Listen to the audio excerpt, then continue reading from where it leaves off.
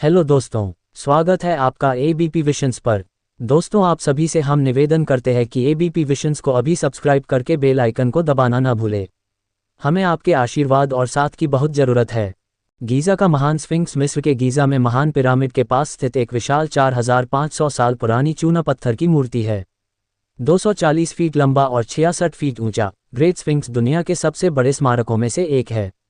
ये प्राचीन मिस्रवासियों के सबसे पहचाने जाने वाले अवशेषों में से एक है, हालांकि इस विशाल संरचना की उत्पत्ति और इतिहास पर अभी भी बहस चल रही है। गीज़ा का महान स्फिंक्स मिस्र के गीज़ा में महान पिरामिड के पास स्थित एक विशाल 4500 साल पुरानी चूना पत्थर की मूर्ति है। 240 फीट लंबा और 66 फीट ऊंचा, ग्रेट स्फिंक्स दुनिया के सबसे बड़े स्मारकों में से एक है। ये प्राचीन मिस्रवासियों के सबसे पहचाने जाने वाले अवशेषों में से एक है, हालांकि इस विशाल संरचना की उत्पत्ति और इतिहास पर अभी भी बहस चल रही है। स्फिंक्स कितना पुराना है? ग्रेट स्फिंक्स के बारे में सबसे आम और व्यापक रूप से स्वीकृत सिद्धांत यह है कि यह मूर्ति फिरौन खफरे के लिए बनाई गई थी।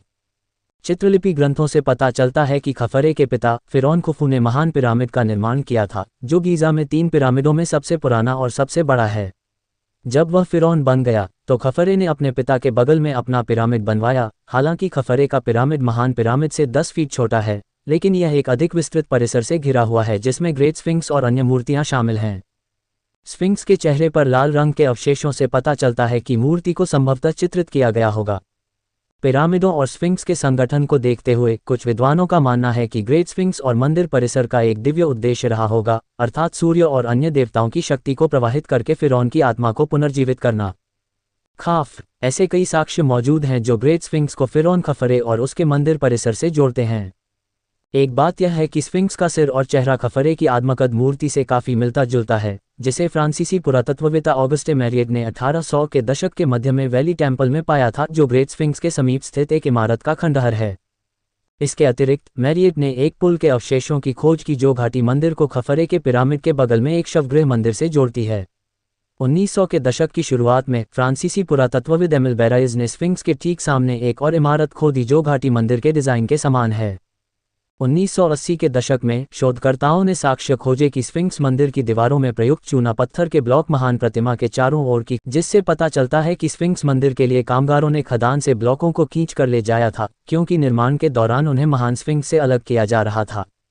शोधकर्ताओं का अनुमान है कि चूना पत्थर के एक ही ढेर से ग्रेट स्फिंक्स को तराशने में 100 लोगों को 3 साल लगे होंगे। लेकिन कुछ सबूत मिले हैं कि स्फिंक्स और मंदिर परिसर को पूरी तरह से तैयार करने से पहले ही इन श्रमिकों ने अचानक काम छोड़ दिया होगा, जैसे कि आंशिक रूप से उत्खनित आधारशिला और कामगारों के दोपहर के भोजन और टूल किट के अवशेष। मिस्र पुरातत्व पिरामिड स्फिंक्स 20 नवंबर 2019 को ली गई तस्वीर में मिस्र की राजधानी काहिरा के पश्चिमी बाहरी इलाके में गीज़ा पिरामिड नेक्रोपोलिस में स्फिंक्स को दिखाया गया है। सूत्रों का कहना है, गीज़ा का महान स्फिंक्स मिस्र के गीज़ा में महान पिरामिड के पास स्थित एक विशाल 4500 साल पुरानी चूना पत्थर की मूर्ति है। 240 फीट 73 मीटर लंबा और 66 फीट 20 मीटर ऊंचा, ग्रेट स्फिंक्स दुनिया के सबसे बड़े स्मारकों में से एक है। ये प्राचीन मिस्रवासियों के सबसे पहचाने जाने वाले अवशेषों में से एक है, हालांकि इस विशाल संरचना की उत्पत्ति और इतिहास पर अभी भी बहस चल रही है।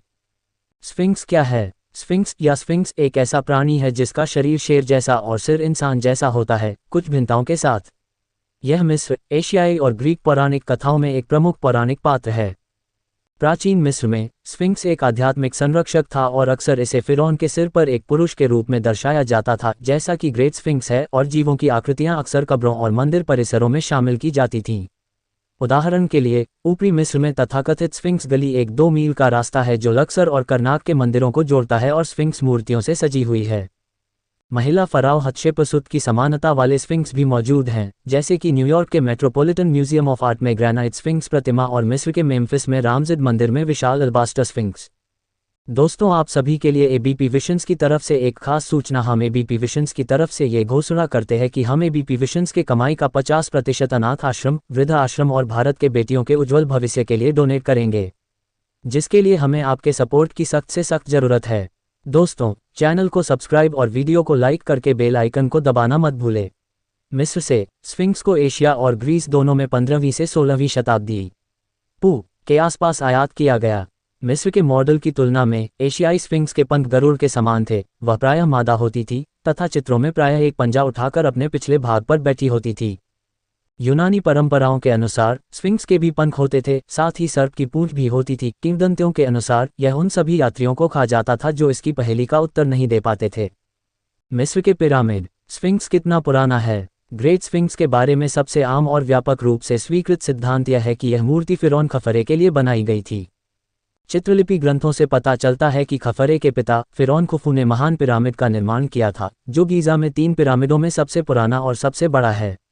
जब वह फिरौन बन गया तो खफरे ने अपने पिता के बगल में अपना पिरामिड बनवाया। हालांकि खफरे का पिरामिड महान पिरामिड से 10 फीट छोटा है, लेकिन यह एक अधिक विस्तृत परिसर से घिरा हुआ है जिसमें ग्रेट स्फिंक्स और अन्य मूर्तियां शामिल हैं। स्फिंक्स के चेहरे पर लाल रंग के अवशेषों से पता चलता है कि मूर्ति को संभवतः चित्रित किया गया होगा। पिरामिडों और स्फिंक्स के संगठन को देखते हुए कुछ विद्वानों का मानना है कि ग्रेट स्फिंक्स और मंदिर परिसर का एक दिव्य उद्देश्य रहा होगा, अर्थात सूर्य और अन्य देवताओं की शक्ति को प्रवाहित करके फिरौन की आत्मा को पुनर्जीवित करना। ऐसे कई साक्ष्य मौजूद हैं जो ग्रेट स्फिंक्स को फिरौन खफरे और उसके मंदिर परिसर से जोड़ते हैं। एक बात यह है कि स्फिंक्स का सिर और चेहरा खफरे की आत्मकद मूर्ति से काफ़ी मिलता जुलता है, जिसे फ्रांसीसी पुरातत्ववेत्ता ऑगस्टे मैरियट ने 1800 के दशक के मध्य में वैली टेम्पल में पाया था, जो ग्रेट स्फिंक्स के समीप स्थित एक इमारत का खंडहर है। इसके अतिरिक्त मैरियट ने एक पुल के अवशेषों की खोज की जो घाटी मंदिर को खफरे के पिरामिड के बगल में एक शवगृह मंदिर से जोड़ती है। 1900 के दशक की शुरुआत में फ्रांसीसी पुरातत्वविद एमिल बेराइज ने स्फिंक्स के ठीक सामने एक और इमारत खोदी जो घाटी मंदिर के डिज़ाइन के समान है। 1980 के दशक में शोधकर्ताओं ने साक्ष्य खोजे कि स्फिंक्स मंदिर की दीवारों में प्रयुक्त चूना पत्थर के ब्लॉक महान प्रतिमा के चारों ओर की खाई से आए थे, जिससे पता चलता है कि स्फिंक्स मंदिर के लिए कामगारों ने खदान से ब्लॉकों को खींचकर ले जाया था, क्योंकि निर्माण के दौरान उन्हें महान स्फिंक्स से अलग किया जा रहा था। शोधकर्ताओं का अनुमान है कि चूना पत्थर के एक ही ढेर से ग्रेट स्फिंक्स को तराशने में 100 लोगों को 3 साल लगे होंगे। लेकिन कुछ सबूत मिले हैं कि स्फिंक्स और मंदिर परिसर को पूरी तरह से तैयार करने से पहले ही इन श्रमिकों ने अचानक काम छोड़ दिया होगा, जैसे कि आंशिक रूप से उत्खनित आधारशिला और कामगारों के दोपहर के भोजन और टूल किट के अवशेष। अन्य सिद्धांत। पिछले कई वर्षों से शोधकर्ताओं ने ग्रेट स्फिंक्स की उत्पत्ति के बारे में कई अन्य सिद्धांत प्रस्तुत किए हैं, हालांकि उनमें से अधिकांश को मुख्यधारा के मिस्र विज्ञानियों द्वारा खंडन कर दिया गया है। कुछ सिद्धांतों का सुझाव है कि स्फिंक्स का चेहरा वास्तव में खुफू जैसा दिखता है और इसलिए खुफू ने इस संरचना का निर्माण किया। वैकल्पिक रूप से फिरौन जेडेफ्रे खफरे के बड़े सौतेले भाई और खुफू के दूसरे बेटे ने अपने पिता की याद में ग्रेट स्फिंक्स का निर्माण किया। अन्य सिद्धांतों के अनुसार स्फिंक्स के सिर के कपड़े पर धारियों की शैली के आधार पर यह मूर्ति अमेनमहा द्वितीय को दर्शाती है। कुछ वैज्ञानिकों का यह भी मानना है कि ग्रेट स्फिंक्स व्यापक रूप से माने जाने वाले समय से कहीं अधिक पुराना है, जो कि मार्ग की संभावित आयु या प्रतिमा के क्षरण के विभिन्न पैटर्न पर आधारित है। स्फिंक्स की पहेली। मिस्रवासी इसे महान स्फिंक्स क्यों कहते थे, यह आज भी एक पहेली है, क्योंकि स्फिंक्स शब्द की उत्पत्ति मूर्ति के निर्माण के लगभग 2000 वर्ष बाद ग्रीक पौराणिक कथाओं से हुई है। ये भी स्पष्ट नहीं है कि मिस्र के लोग पुराने साम्राज्य के दौरान ग्रेट स्फिंक्स को किस तरह से महत्व देते थे, क्योंकि इस मूर्ति के बारे में बहुत कम ग्रंथ हैं। हालांकि खफरे ने खुद को भगवान होरस से जोड़ा और ग्रेट स्फिंक्स को हर्माखेत के रूप में जाना जाता था, जैसा कि नए साम्राज्य के दौरान था। जो भी हो, प्राचीन साम्राज्य के अंत में यह मूर्ति रेगिस्तान की पृष्ठभूमि में लुप्त होने लगी, जिसके बाद इसे सदियों तक नज़रअंदाज किया गया। ग्रेट स्फिंक्स के पंजे के बीच गुलाबी ग्रेनाइट स्लैब पर शिलालेख बताते हैं कि कैसे मूर्ति को समय की रेत से बचाया गया था। कहानी के अनुसार अमेनहोटेप द्वितीय का बेटा राजकुमार थुटमोस स्फिंक्स के पास सो गया था। थुटमोस के सपने में मूर्ति, जो खुद को हर्माखेत कहती थी, ने अपनी अव्यवस्था की शिकायत की और युवा राजकुमार के साथ एक सौदा किया। अगर वह मूर्ति से रेत हटा दे और इसे बहाल कर दे तो वह उसे फिरौन बनने में मदद करेगी। सपना सच में हुआ या नहीं ये तो पता नहीं, लेकिन जब राजकुमार वास्तव में फिरौन थुटमोस इफ बन गया तो उसने अपने लोगों में स्फिंक्स की पूजा करने का पंथ शुरू किया। देश भर में स्फिंक्स की मूर्तियां, पेंटिंग और नक्काशी दिखाई देने लगी और स्फिंक्स राजसी सत्ता और सूर्य की शक्ति का प्रतीक बन गया। ग्रेट स्फिंक्स को अंततः फिर से भुला दिया गया। समय के साथ उसका शरीर क्षरण से ग्रस्त हो गया और उसका चेहरा भी क्षतिग्रस्त हो गया। हालांकि कुछ कहानियों का दावा है कि नेपोलियन के सैनिकों ने 1798 में मिस्र पहुंचने पर मूर्ति की नाक को तोप से उड़ा दिया था, लेकिन 18वीं सदी के चित्रों से पता चलता है कि नाक उससे बहुत पहले ही गायब हो गई थी। अधिक संभावना है कि मूर्ति पूजा का विरोध करने के लिए 15वीं सदी में एक सूफी मुस्लिम ने जानबूझकर नाक को नष्ट कर दिया था। स्फिंक्स के सिर के कपड़े और पवित्र दाढ़ी से शाही कोबरा प्रतीक का एक हिस्सा भी टूट गया है, जिसे अब ब्रिटिश संग्रहालय में प्रदर्शित किया गया है। स्फिंक्स वास्तव में 1800 के दशक के आरंभ तक कंधों तक रेत में दबा हुआ था, जब कैप्टन जियोवानी बतिस्ता कैविग्लिया नामक एक जेनोइस साहसी ने 160 लोगों की एक टीम के साथ इस मूर्ति को खोदने का प्रयास किया और अंततः असफल रहे। मैरिएट ने मूर्ति के आसपास की रेत को साफ करने में कामयाबी हासिल की और 19वीं और 20वीं सदी में बाराइज ने एक और बड़ा उत्खनन अभियान चलाया। लेकिन 1930 के दशक के आखिर तक मिस्र के पुरातत्वविद सेलिम हसन आखिरकार इस जीव को उसकी रेतीली कब्र से मुक्त कराने में सफल नहीं हो पाए।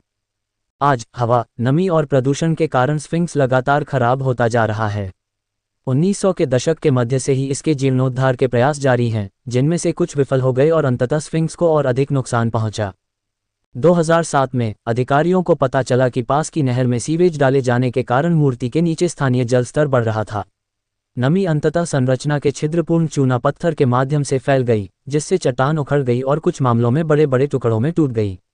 अधिकारियों ने ग्रेट स्फिंक्स के करीब पंप लगाए, जिससे भूजल को मोड़ दिया गया और अवशेष को और अधिक विनाश से बचाया गया।